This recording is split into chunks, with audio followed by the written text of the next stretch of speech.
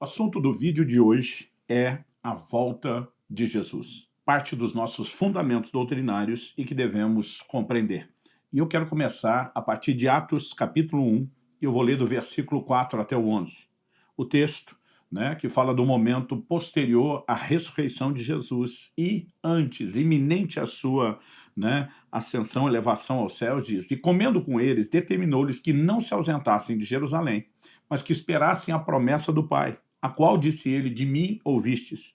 Porque João, na verdade, batizou com água, mas vós sereis batizados com o Espírito Santo, não muito depois desses dias. Então, os que estavam reunidos lhe perguntaram: Senhor, será esse o tempo em que restaures o reino a Israel? Respondeu-lhes: não vos compete conhecer tempos ou épocas que o Pai reservou pela sua exclusiva autoridade, mas recebereis poder ao descer sobre vós o Espírito Santo, e sereis minhas testemunhas, tanto em Jerusalém como em toda a Judéia e Samaria e até os confins da terra. Dita essas palavras, foi Jesus elevado às alturas à vista deles, e uma nuvem o encobriu dos seus olhos. Estando eles com os olhos fitos no céu, enquanto Jesus subia, eis que dois varões vestidos de branco se puseram ao lado deles e lhes disseram: varões galileus, o que estáis olhando para as alturas? Esse Jesus que dentre vós foi assunto ao céu, virá do modo como viste subir. O verso 12 ainda acrescenta: então voltaram para Jerusalém do monte chamado Olival, ou outras versões do Monte das Oliveiras, que dista daquela cidade tanto como a jornada de um sábado. Eu quero tomar esse texto onde Jesus tão logo é oculto dos olhos, da vista dos seus discípulos, enquanto elevado aos céus, é oculto por uma nuvem. A Bíblia diz que dois varões vestidos de branco, dois anjos, se colocam ao lado deles para dizer: por que vocês estão olhando para as alturas? Esse Jesus, que dentre vocês foi assunto ao céu, virá do modo como vistes subir. Por muitas vezes, no seu ensino, Nosso Senhor ensina a respeito da sua vinda. Ao longo das Escrituras, nós vemos também os apóstolos abordando o assunto da vinda de Jesus. E a vinda de Jesus é um assunto que merece não apenas ser entendido como uma promessa bíblica e um fundamento da nossa doutrina, mas, em 2 Timóteo, no capítulo 4, no verso 8, o apóstolo diz assim: já agora a coroa da justiça me está guardada, a qual o Senhor, reto juiz, me dará naquele dia, e não somente a mim, mas também a todos quantos amam a sua vinda. Ele não está falando só dos que esperam a sua vinda. Para esperar a sua vinda é necessário entender que essa é uma promessa, parte do fundamento bíblico, e crer nisso. Mas a Bíblia fala de não só esperar, não só alimentar essa expectativa, mas amar a sua vinda.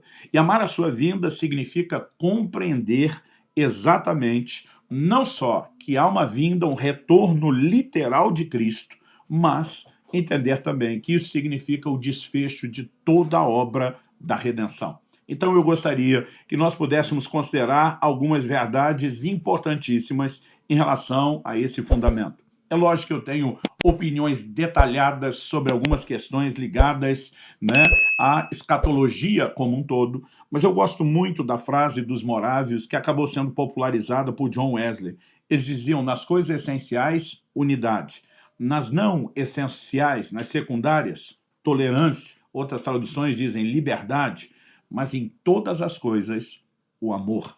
Sabe, nós podemos nos relacionar com grupos que não negociam as verdades fundamentais, mas que têm liberdade em questões secundárias, ter pensamentos diferentes sobre pontos que talvez não estejam tão claros ou que não estejam tão claros para todos. Há assuntos dentro da escatologia que eu particularmente nem gosto de discutir. É comum as pessoas me perguntarem: pastor, quem são as duas testemunhas do Apocalipse? E eu normalmente brinco: olha, essa é fácil, eu respondo com duas palavras: não sei. A Bíblia não está dizendo quem é. Ah, mas nós podemos inferir por isso aqui. Você pode inferir, você pode pensar, você não pode ensinar como doutrina aquilo que não é claro nas Escrituras. Então, é o tipo de coisa que não precisamos discutir.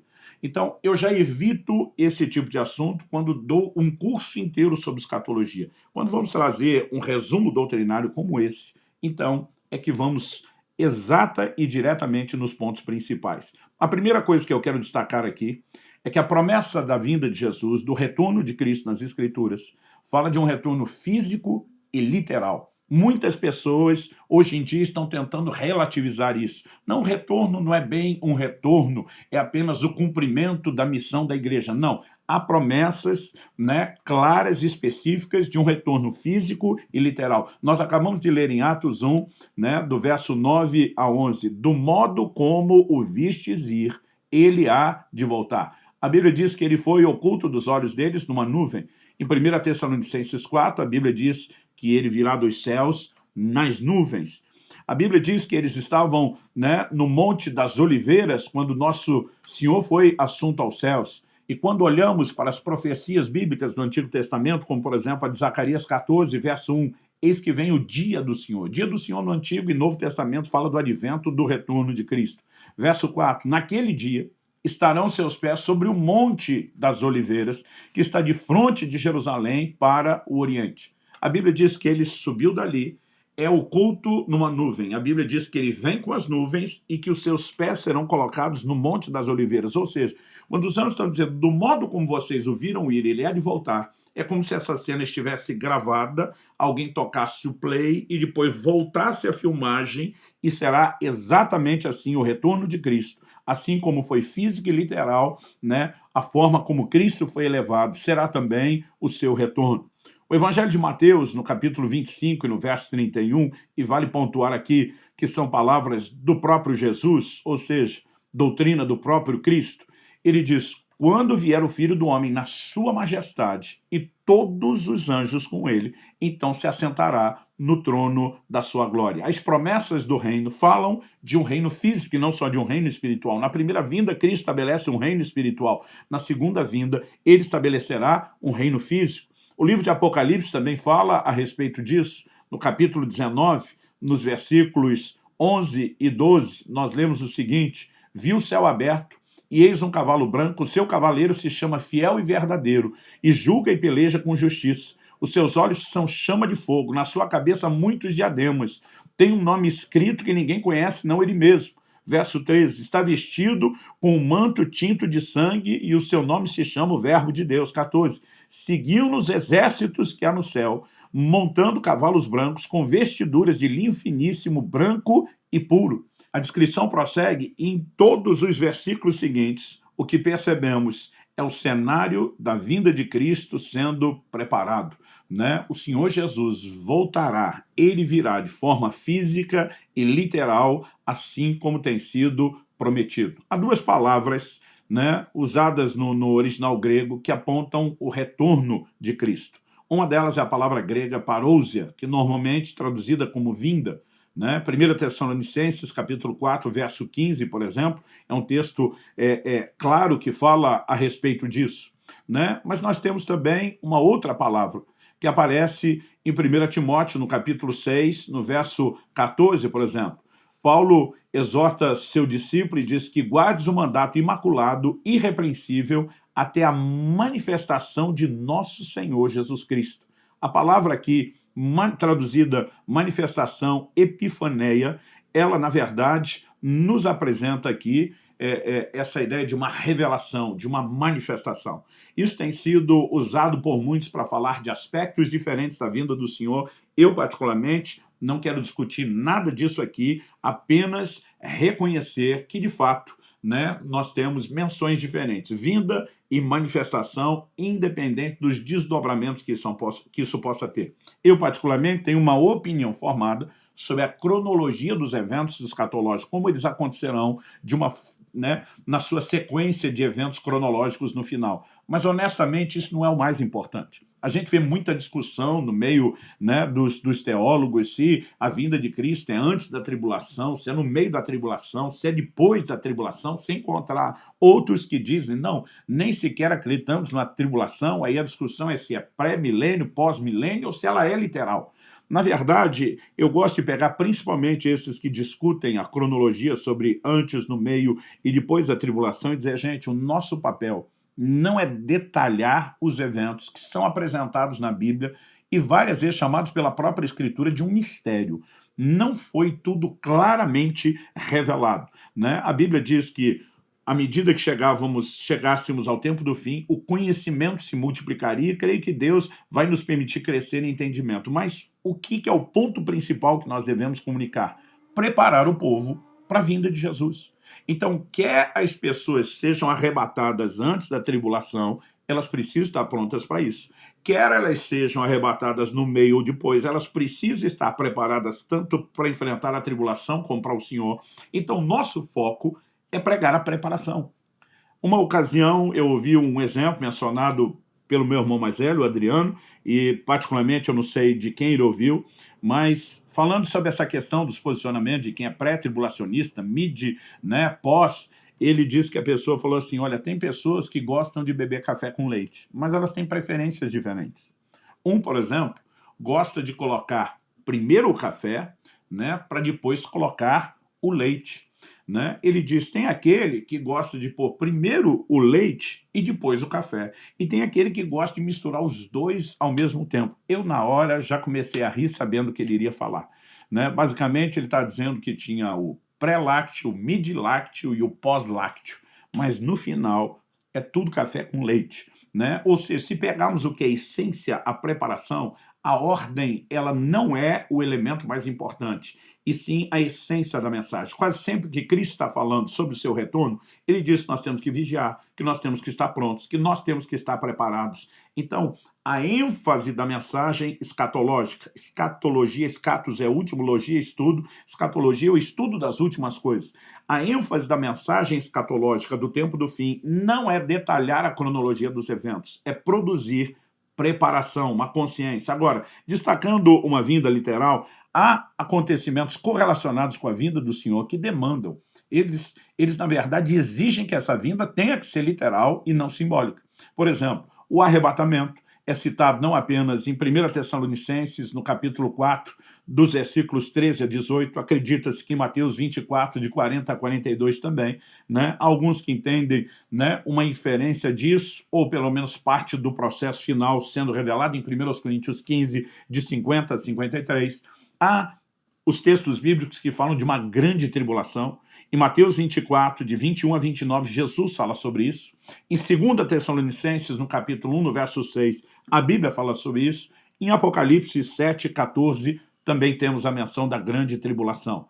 E nós não podemos ter eventos como esse literais se a vinda do Senhor não é não é literal. A Bíblia também menciona o anticristo. João capítulo 5, verso 43, 1 de João capítulo 2, verso 18, 2 Tessalonicenses 2, de 3 a 10 e Apocalipse 13, né, podemos apresentar aí praticamente o capítulo todo, enfatizam a pessoa do anticristo. Né? Se nós temos esses acontecimentos e pessoas literais, mas não temos uma vinda literal, nenhum deles faz sentido. Então, obviamente, há uma vinda literal a ser crida, esperada e para a qual devemos estar prontos. Agora, quando isso acontecerá?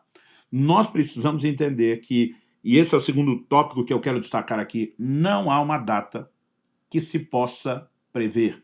O tempo todo nós vemos, principalmente nos últimos séculos, as pessoas tentando estabelecer datas, dizendo pelas profecias, por essa soma, por aquela, né, vai ser tanto. Chegaram a inventar um versículo. Eu brinco inventar porque as pessoas acreditavam que estava na Bíblia, de tanto que era repetido. 1000 passará, 2000 não chegará. Né? E nós já estamos aí na década de 20 do ano 2000, olhando e rindo dessas coisas. Por quê? Quando em Atos capítulo 1, Jesus está falando sobre a importância de ser cheio do Espírito para pregar o Evangelho, no verso 6, os discípulos perguntam, é nesse tempo que restauras o reino a Israel? Há promessas ligadas, né, ao estabelecimento do reino de Deus numa expressão física. E eles sabem que Israel estava inserido de uma forma especial nesse pacote de promessas. Então eles estão perguntando, e aí, é agora que vai rolar? É agora que nós vamos dominar o mundo, governar? Jesus responde no verso 7, não vos compete conhecer tempos ou épocas que o Pai reservou pela sua exclusiva autoridade. Aí ele manda direto, mas recebereis poder ao descer sobre vós o Espírito Santo e sereis minhas testemunhas. Ele está dizendo, em vez de tentar entender quando é que as coisas acontecem, vocês precisam compreender a missão que foi dada e executá-la. Até porque, como eu quero te mostrar pela palavra de Deus, a execução da missão afeta o retorno de Cristo. Então, naquele momento, quando Jesus diz, não vos compete saber, se nem para esses 12 apóstolos, os líderes principais, Jesus está abrindo o jogo a respeito dessa data, a pergunta é, por que é que nós estamos tentando determinar a data? Aliás, Jesus diz que se alguém soubesse que hora viria o ladrão, ele estaria vigiando, né? Ele estaria pronto para aquilo. O tempo todo nós somos chamados à vigilância para um dia que chegará de surpresa, ou seja, não é para ninguém saber quando será a data. Então, não só as tentativas de estabelecer datas são erradas, como no plano e no propósito de Deus não é para saber, é para a gente viver pronto, né? Podemos dizer que é algo parecido com a morte, nós não sabemos quando vai chegar. Então, a gente vive de prontidão. Isso não significa que a gente quer morrer, isso não significa que a gente não quer viver, mas nós precisamos viver de prontidão. E quando olhamos para a palavra de Deus, nós temos algumas declarações importantes. Por exemplo, em Mateus 24, no verso 36, nós temos uma declaração de Jesus, e essa declaração ela precisa ser devidamente entendida. Ele diz o seguinte, a respeito daquele dia e hora, ninguém sabe, nem os anjos dos céus, nem o Filho, senão o Pai. Né? Nós olhamos o verso depois 42, portanto vigiai, porque não sabeis em que dia vem o nosso Senhor. Depois o verso 44, por isso ficai também vós apercebidos, porque a hora em que não cuidais, o Filho do Homem virá. Então a ordenança, vigie, né? Fiquem apercebidos ou de prontidão, porque na hora que não se imagina, ele vem. Então Deus nunca quis que nós prevíssemos. Jesus, enquanto aqui na terra, isso é o que nós expusemos numa outra aula, falando sobre o esvaziamento de Jesus, num dos nossos fundamentos doutrinários, mas enquanto homem, Jesus abriu mão de atributos exclusivos pertencentes à divindade, entre eles a onisciência. No entanto, depois da sua morte e ressurreição, a Bíblia diz que nele habita corporalmente a plenitude da divindade, o que inclui aquelas coisas das quais ele se esvaziou, como diz Filipenses 2. Ou seja, não há a menor chance de Cristo, como Deus onisciente, não saber o dia da sua volta. Mas há, não apenas há, faz todo sentido ele, enquanto aqui na terra, dizer o Filho do Homem não sabe, nem os anjos sabem, isso é algo que pertence somente ao Pai. Ou seja, pense um segredo que Deus não confiou para mais ninguém além de si mesmo, né? Além da Trindade, justamente para que não saiba. E eu fico me perguntando como, diante de declarações bíblicas tão explícitas, as pessoas querem dizer que elas descobriram ou tiveram uma revelação do dia. Não só a Bíblia não diz quando será, como ela está dizendo que não é para saber, é para simplesmente viver pronto. E qualquer tentativa de qualquer pessoa de estabelecer data, né, ela não se harmoniza em absolutamente nada com as declarações bíblicas. Em Mateus, no capítulo 25, no verso 13, Jesus diz, vigiai, pois, porque não sabeis o dia nem a hora. Algumas pessoas têm dito que quando a ênfase está no dia e hora, é porque a gente não sabe o dia específico, a hora específica, mas podemos saber estações, podemos entender tempos que se aproximam. Né? Eu não vou entrar nem na discussão, né, a respeito de se temos diferente de dia e hora para anos ou tempos e estações, mas o fato é que nós temos que viver de prontidão. Agora, em 2 de Pedro, no capítulo 3 e no verso 12, nós temos uma orientação que me faz pensar, né, que quando a Bíblia fala de um dia e hora, Deus sabe o dia e hora, não necessariamente porque ele determinou isso, mas porque ele é presciente e ele sabe de antemão todas as coisas. Porque, particularmente, eu não creio que Deus estabeleceu um dia para voltar, então as coisas se ajustam à agenda que ele estabeleceu. A volta dele está relacionada a alguns eventos. E se eles acontecem ou não, isso afeta o momento da sua vinda.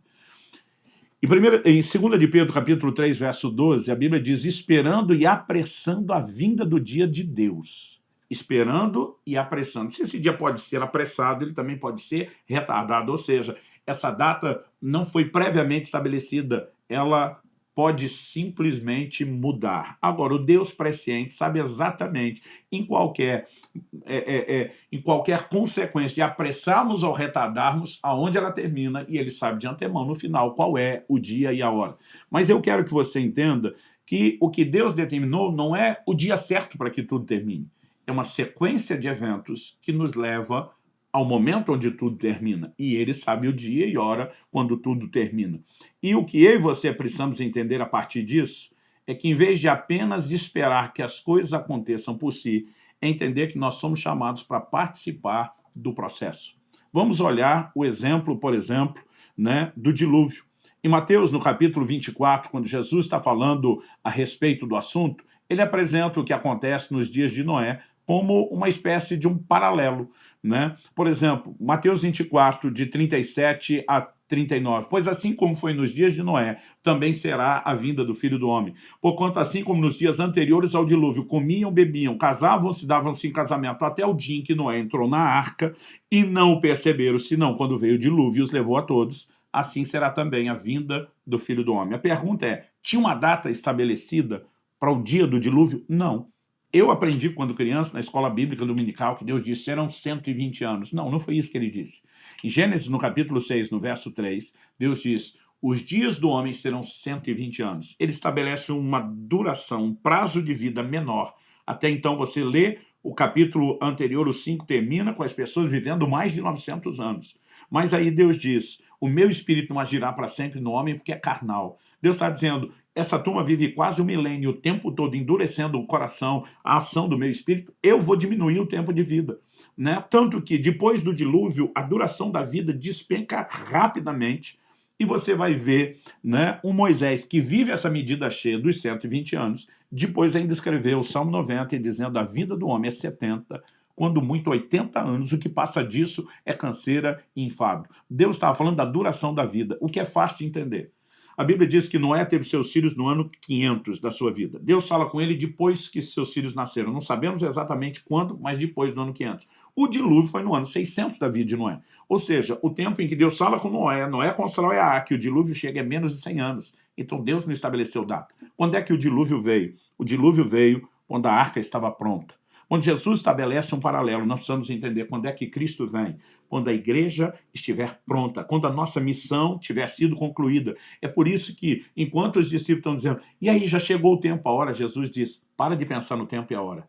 Vocês vão receber poder, vocês vão ser minhas testemunhas, vocês vão executar a missão. Por quê? Somente com a execução da missão eu posso voltar e nós temos a definição do tempo. Então, em vez de esperar passivamente o tempo, nós esperamos ativamente trabalhando. O apóstolo Paulo diz, nossa pátria está nos céus, de onde aguardamos um Salvador. Aguardar a Cristo não é sentar de forma passiva sem trabalhar, não é viver confinado às quatro paredes da igreja. Aliás, o homem que mais declarou esperar e amar a vinda de Cristo também escreveu e disse que trabalhava mais do que todos os apóstolos. Então, esperar a vinda do Senhor não é sinônimo de não trabalhar, é o contrário. Entender que nós cooperamos com o processo e podemos apressar a vinda do Senhor deveria nos fazer trabalhar ainda mais, além de que, né, fica claro, fica evidente para mim que nós temos uma responsabilidade, a responsabilidade de cumprir a missão, uma missão que foi entregue à igreja. Em Mateus, no capítulo 21, dos versos 33 ali até o 45, Jesus fala de uma vinha que foi entregue a um grupo de lavradores, eles não deram seu fruto, os servos vieram cobrar, uma figura dos profetas, eles foram maltratados, apedrejados e mortos. O dono da vinha falou, vou enviar meu filho, talvez respeitem, diz, não respeitaram, mataram, está falando de Jesus. Aí Jesus pergunta, o que o dono da vinha, que é Deus, e a vinha é o reino de Deus, fará? Vai tirar a vinha desse grupo de lavradores, vai entregar a um outro grupo, que a seu tempo entregue os frutos. Jesus estava falando de como o reino de Deus, que havia sido confiado à nação de Israel, a descendência natural de Abraão, o reino seria tirado deles e confiado a uma descendência, a uma linhagem espiritual, que são os filhos da fé, que aqui nós temos a igreja com a inclusão dos gentios. E a Bíblia está dizendo que eles iriam entregar os frutos, ou seja, a igreja termina gloriosa e vitoriosa o seu papel, e é nesse momento que o Senhor Jesus volta. Agora, em terceiro e último lugar, eu quero destacar a importância de viver na iminência da volta de Cristo. De vez em quando eu vejo pregadores fazerem afirmações que me assustam. Por exemplo, um deles disse, não, eu creio que Jesus não venha antes de 200 ou 300 anos. Eu olhei e falei, você não tem o direito de crer nisso, muito menos de pregar, porque desde a primeira geração nós temos sido ensinados a quê? A viver na iminência do retorno. Ele volta a qualquer momento. Nós já temos mais de 2000 anos de evangelho, de cristianismo, mas desde a primeira geração o Senhor está dizendo, eu volto logo, eu volto em breve. Ele nunca definiu logo ou em breve, mas ele diz, eu volto a qualquer momento. Ele queria que cada geração, geração após geração, esperasse isso. Em Apocalipse 22:12, ele diz, eis que venho sem demora, e comigo está o galardão que tenho para retribuir a cada um segundo as suas obras. De novo, a ênfase da sua vinda relacionada com a missão e a responsabilidade que temos de realizar as obras, de cumprir a missão, né? O tempo todo somos chamados a esse clamor para que ele volte e a viver em prontidão. No verso 17, Apocalipse 22, lemos: o Espírito e a noiva dizem, vem. Aquele que ouve, diga, vem. Aquele que tem sede, venha. E quem quiser, receba de graça da água da vida. Né? Uma expressão passou a ser usada pela igreja do Senhor Jesus, que era Maranata, né? A soma de Maranata, Nosso Senhor vem. O tempo todo eles não apenas esperavam, como clamavam por essa vinda do Senhor e também trabalhavam para que isso acontecesse. O próprio Apocalipse continua sustentando textos, assim como no ensino de Jesus, que falam da importância de vigilância. Por exemplo, no capítulo 3, no verso 11 de Apocalipse, lemos: venho sem demora, conserva o que tens, para que ninguém tome a sua coroa. Em Apocalipse, no capítulo 16, no versículo 15, temos advertência semelhante. O Senhor diz: eis que venho como vem o ladrão. Bem-aventurado aquele que vigia e guarde as suas vestes, para que não ande nu e não se veja a sua vergonha. Né? O tempo todo, venho como um ladrão. Isso significa o quê? Sem aviso, de forma repentina. Então, nós precisamos entender a importância de viver na iminência do regresso do Senhor. Agora, viver na iminência do regresso do Senhor não é desistir dessa vida. Assim como estar pronto para a morte, não é desistir de viver. Né? O fato de que eu não sei quando vou morrer, se é amanhã, se é daqui 50, 70 anos, não significa nem que eu não possa, que eu tenho o direito de não viver pronto e nem que eu tenha que desistir. O fato de estar pronto não significa desistência. Eu posso viver os próximos 50, 60, 70 anos em prontidão contínua, renovadas diariamente e continuando cheio de vontade de viver. O próprio Paulo diz para os filipenses: partir estar com Cristo é incomparavelmente melhor. E diz: mas por causa de vocês vou permanecer mais um pouco, porque eu posso dar mais fruto. Então, quem entende esse elemento de apressar a vinda do reino de Deus, ele não senta para ficar de braço cruzado. Ele entende que a vinda do Senhor deve ser apressada com trabalho, né? E temos muito trabalho, mas isso não significa que nós possamos dizer: não está... Não, o Senhor não está às portas como o tempo todo, ele na Escritura adverte que esteja. Então devemos vigiar como se Jesus viesse no próximo minuto e planejar trabalhar para Deus como se tivéssemos a vida inteira. Quando falamos de prontidão, ele pode voltar no próximo segundo. Quando falamos da disposição de serviço, uma vida inteira será pouco para nos dedicarmos ao trabalho dele. Agora, dito isso, eu quero só me posicionar contra a confusão de uma mensagem propagada por uma série de livros e de vídeos intitulados Deixados para Trás. É basicamente uma orientação para as pessoas assim: olha, Jesus disse que vinha, ele mandou ficar pronto, mas se você não ficou e ficou para trás, nós vamos te ensinar como é que você faz depois. Eu acredito que, por mais bem intencionada que seja essa mensagem, ela é antibíblica. Em Mateus, no capítulo 25, dos versículos 11 a 13, quando nós lemos das 10 virgens, e a Bíblia diz que 5 delas estavam prontas, entraram, 5 não estavam prontas e não entraram, o que é que aconteceu com as 5 que não estavam prontas e não entraram? A Bíblia diz que a porta fechou e que quando eles ficam insistindo, o Senhor diz: eu não vos conheço. Não houve segunda chance. Assim como depois da morte não há segunda chance, as pessoas precisam estar prontas antes de morrer. Depois do retorno do Senhor, não há segunda chance para quem desperdiçou quando foi orientado a permanecer em vigilância. Então, assim, não creio, não importa a cronologia dos eventos, se você é pré, mídia ou pós-tribulacionista, não creio em repescagem, né? Biblicamente falando, não existe esse modelo e nós temos que viver em prontidão. Agora, estar sempre pronto, sempre preparado para a vinda de Nosso Senhor é a mensagem bíblica. Eu encerro lendo 2 de Pedro, capítulo 3, verso 14, que diz: por essa razão, pois, amados, esperando essas coisas, ele está falando da vinda de Jesus, empenhai-vos por seres achados por ele em paz, sem mácula e irrepreensíveis. Então, que nós possamos, de fato, guardar no coração não apenas essa expectativa da volta do Senhor, mas um desejo ardente a ponto de amar a vinda, estar pronto para ela, porque esse é o foco principal da mensagem. Esteja pronto, esteja preparado e junte-se ao coro do Espírito e a noiva que dizem: Maranata, vem, Senhor Jesus.